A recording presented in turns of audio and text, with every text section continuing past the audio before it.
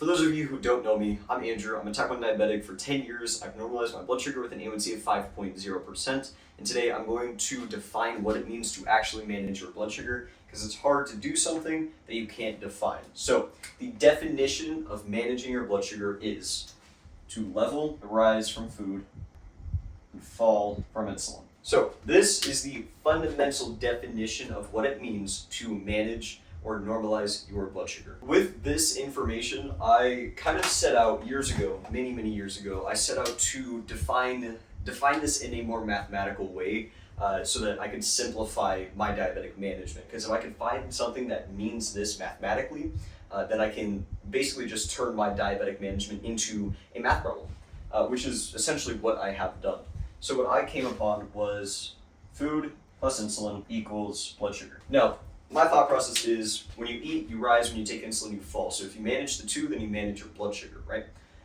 And if you can control your blood sugar, then you manage your diabetes. I had assumed this for a pretty long time, but I never was really sure if it was right. And that's when I saw a post from a PhD where he was talking about math in diabetes. And I asked him to kind of explain the post a little bit more to me because I thought that maybe what he was talking about was this. I thought maybe what he was talking about was a mathematical proof for this equation that food plus insulin does actually equal blood glucose.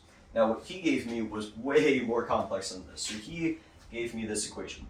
So this is the equation that he gave me, and when I saw it, I was like, yeah, that and that, not the same thing. But then this is why I was asking about it, because I wasn't sure what really any of this meant. So let me break it down for you so it's not as complicated.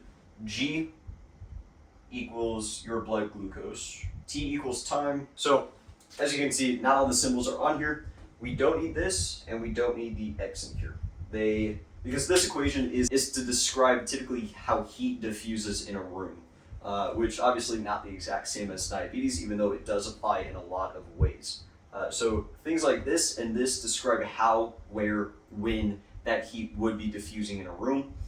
And because our bodies circulate through our blood, we circulate insulin and sugar so incredibly quickly, it's basically instantaneous. So these would just equal 1, and anything multiplied by 1 is the exact same thing. So it actually doesn't have an impact on the equation, which means you can just cross them out. So this is saying blood glucose over time is equal to insulin plus food.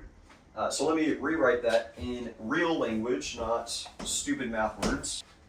Now, if you notice, this is the exact same equation. And you can imagine my surprise when the PhD actually told me this, because I was like, oh, I got it right. My intuition was actually correct. And there's a small difference. In this equation, you technically subtract the insulin, which is still true. But in my mind, you don't subtract insulin because insulin is already a negative in terms of glucose. When you take insulin, it already subtracts blood sugar. So it would just be negative already. So you would add the negative instead of subtract the negative. Because if you were taking insulin away, your blood sugar would go up. That was my thought process, but it all means the exact same thing. You would just subtract by however much the insulin would lower you, which is what that's saying. So again, exact same equation, which blew my mind. I honestly wasn't sure how to feel about it, because it's like, well, I was right the entire time. And this proved it. So this means that if you fundamentally aren't focusing on food or insulin, you aren't managing your diabetes. Again, by the definition, that managing diabetes means to control the rise from food and fall from insulin. Let's break down what this means a little bit more specifically. All right, so now that I was 100% sure that this equation was indeed the exact same as what it means to manage your blood sugar, then I started to explain in more solid ways why low carb works so well for type 1 diabetics. Now, if you think about it, this means that there are two fundamental levers for diabetic management. There's diet and insulin. Those are the only factors in your blood sugar, which equates to your diabetic management.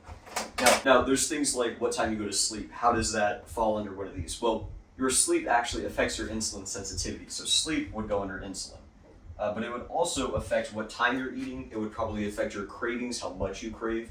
So sleep would also go under diet because it's going to affect both of those.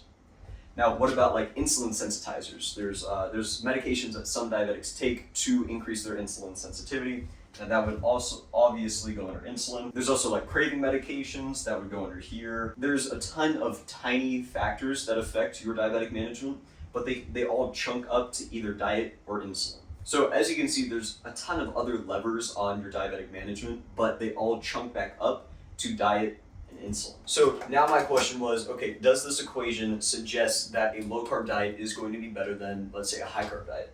Now, if you were to eat, let's say, 100-gram carb meal, now food producers can go up plus or minus 20% on those food labels. So that means you're eating anywhere from 80 to 120 grams of carbs. So let's assume that you keep your insulin dose the same for every single situation, and we're going to graph what it would look like all the way up to 20 to 120 grams and all the way down to 80 grams. So your graph would look a little something like this. If you got it perfectly, it would stay nice and level. You got it a little off, you go up and then back down, and then this would go all the way up 20%. And then also it would go down 20%.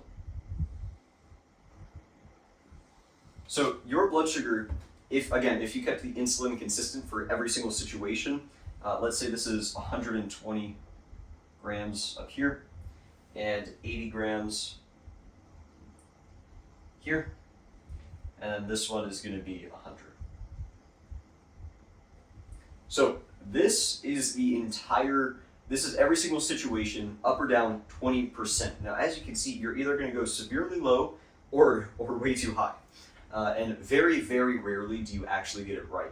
And this is what most diabetics see. They see a large spike or a large fall after eating.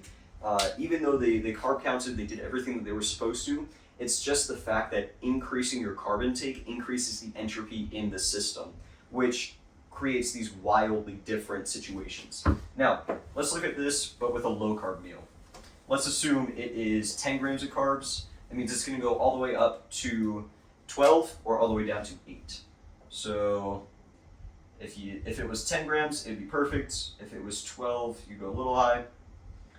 And if it was 8, you go a little low.